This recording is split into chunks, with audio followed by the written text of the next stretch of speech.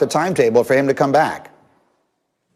Okay, so they're shooting for Week 15 against the Kansas City Chiefs as a return date for Drew Brees. Obviously, they're keeping a close eye. We're talking about major injuries. We got ribs, we got a punctured lung, we got shoulder. 3 major things that he's got to deal with, and we know that he wants to get out there. You know, Greeny, I watched him against the Falcons, or at least the Saints against the Falcons just 2 weeks ago, and Drew was part of the warm-ups with Taysom Hill. He was mentally going through all the different reps. We know he wants to get back out there, but this is really going to come down to his recovery and if he is healed and healthy enough to get back out there. All right, so RC, we just heard Rob Ninkovich very high on Taysom Hill. I'm going to ask you a direct question. If Drew Brees is not able to come back this year, do you see any way the Saints go to the Super Bowl with Taysom Hill as their quarterback? No, absolutely not.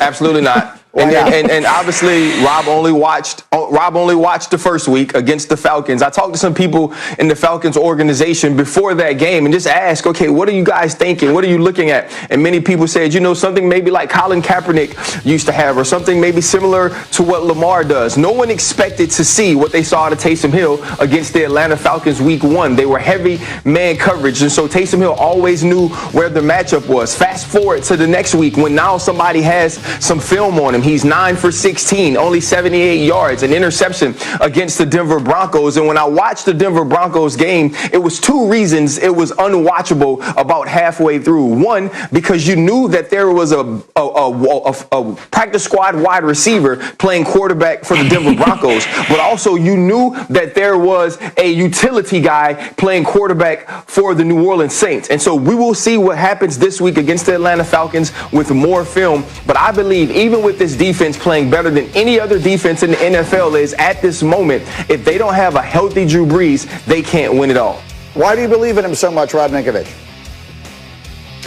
Well, RC, come on now. This was an either or. It was an either or on that one. It was either Taysom Hill or Matt Ryan, and I went with Taysom Hill. So let's not say that I think that. Well, you should have said you went to Taysom Hill because of New Orleans defense. So what do you think, Rob? So let's not say think they can be with Taysom Hill? I think that they can be very good right now in helping that team stay afloat until Drew Brees gets back. I believe that for them to win a playoff game, to get deep, to win a Super Bowl, you need Drew Brees, a guy that has played in those big games, somebody that understands to check the offense and the perfect play against what the defense shows them. So for me, I like Taysom Hill. I feel like he has a bright future in the NFL. That's why they paid him $21 million. They didn't want to see him go to another team and develop into a big-time quarterback. So either or Taysom Hill or Matt Ryan, I go Taysom Hill. Either or Drew Brees, Taysom Hill for the Super Bowl run. For a Super Bowl run, I go with Drew Brees. Come on, RC, don't put me on that like that. All right. Let me get Diana back in here quickly. No one is closer to that team than you are. Here's the thing. To add to what Rob is saying, Sean Payton said this to me when they faced the Falcons. He said, because I asked him directly, what's the difference between Taysom Hill and Drew Brees? Which we know the list could be very long. It could be chapters. But he said, the biggest thing to me is Drew Brees is like Emerald the chef, right? He's got his hands in everything. He's on the stove. He's messing with the meats. He's doing everything all the time. That's how he runs the team. He's constantly communicating and telling everybody where they should be, what they should be doing. Taysom Hill's not like that. He can't be that yet. He's new to being a starting quarterback. So in terms of winning the Super Bowl, you're going to need Emerald there at that quarterback position, helping that entire team get in line and basically get on the same page. That would be way too tall of a task for Taysom Hill at this point. I like it. All right, again, we hope to have him back week 15. As we continue on Get Up on a busy could miss the playoffs. After nearly beating the unbeaten Steelers while well shorthanded, their next test comes Tuesday, hosting the Cowboys. Here's Coach John Harbaugh talking about the character of his team as it handles so much adversity. I think we're very resilient, very persistent, mentally tough team, and only getting tougher because of the things that we're facing. So it remains to be seen whether we'll get the job done or not. It's really not what you talk about; it's what you do. You know, so we've got to go do it, and we've got to start with the Cowboys.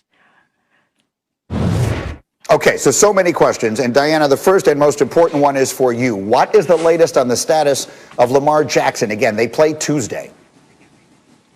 Well, what's interesting is John Harbaugh is usually very transparent with us about who's going to be playing and who isn't, and he will not give an answer as to whether or not Lamar Jackson will start on Tuesday. But here's what's really interesting here, Greeny. So when a player tests positive for COVID-19, like Lamar Jackson did on Thanksgiving, they have to quarantine for 10 days. That's the protocol that the NFL has followed this whole season. After those 10 days, there's a 3-day ramp-up period that they have to go through testing with the trainers to make sure that they're healthy. Tuesday only gets Lamar Jackson to day 12. So this could be really dicey with what they decide to do here, which is probably why John Harbaugh is not saying anything, because right now they may not actually know. So this is going to be a situation where we're going to have to wait and see. Okay, so that's fascinating. So then, Bart, let me come to you as my resident former Raven. We watched them. I thought that was one of the most impressive performances of the NFL season on Wednesday. A gutsy to make that as tough as it was against the Steelers. So as you look at them right now, where are they? What are the Ravens at this point this season? I think that Harbaugh has these guys right where he wants them. He has their attention. He has them believing, and he's building the backups are getting tremendous experience as Brandon Williams is out. As you think about no Calais Campbell, no J.K. Dobbins, and they're saying, hey, if we go out here, you guys represent the history of what's on that decal. That decal out there means that no matter what, we expect you guys to go out there and play like a Raven. And you talk about last year, they really came in as the favorite, and I think they were underwhelmed because they were feeling themselves a little bit. They're one of the most criticized teams right now in the NFL. Lamar Jackson, nobody believes or knows if he's a franchise quarterback. You have a lot of guys that are going to go into the postseason with chips on their shoulders, and they're going to have it, and they're going to be able to make the playoffs when you think about their record that they have going. They should be at least 10-6 at minimum. 11-5 should get them in there, and they're going to be a team that nobody wants to face. Yeah, the remaining schedule is favorable. So, RC, let me go to you on that thought. Maybe this is a better role for them going in, not as the 1 seed and everyone talking about it, but maybe going in a little under the radar. It doesn't seem like a team that someone is going to be dying to see come into their building. You're shaking your head. Greeny, because that's things losers say. You know, I don't want to go in as the hot team. I don't want to go in as the favorite. I want to go in as the team that's been losing, because if we're losing, then there's no pressure. No, that's what you say to make yourself feel better. That's what you say to make yourself feel like, you know what, this is a better position for us, or we've come through this adversity and now we can win games. It's about how the Baltimore Ravens play.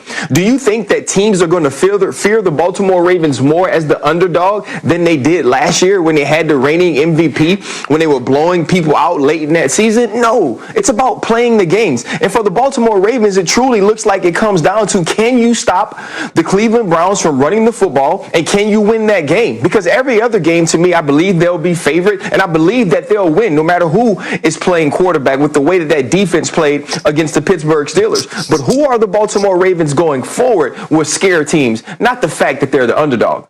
You know, Diana, there are very few things that I look forward to more when we can finally do it than having Bart and RC in the room together. That is something I think I speak for everyone when I say that we can get, just looking at Bart's face right now, when I can have the two of you guys sitting in here in this room, that is really going to be magic. Anyway, we'll do more on this as we go, but I want to do some either-ors here. Let's look around the league at some of the other matchups that are coming up this weekend and some of the quarterback matchups. And Bart, I will start with you. Phillip Rivers head-to-head with Deshaun Watson, who has the bigger day.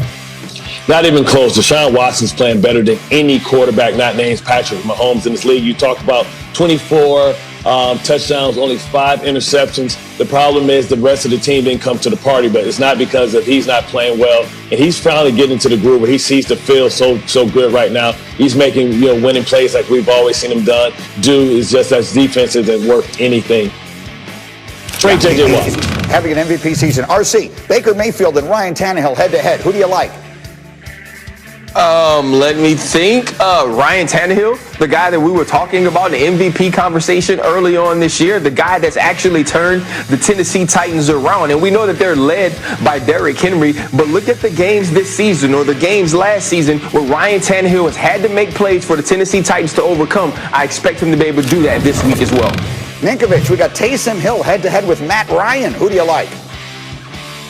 I'm going Taysom Hill on this. There's a reason why they paid him $21 million. They didn't want to let him go.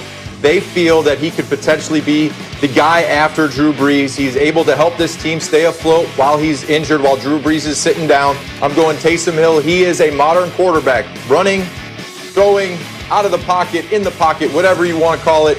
he is the man. So 21 million, Taysom Hill, he's my guy. Oh, I'm looking forward to talking about this because as we look at the NFC playoff picture, you see where everybody sits. The Saints are on top. You got the Seahawks and the Packers right there nipping at their heels. Think about the quarterbacks that we have, the pedigree of the quarterbacks that we have at the top of that list. But is Taysom Hill enough to carry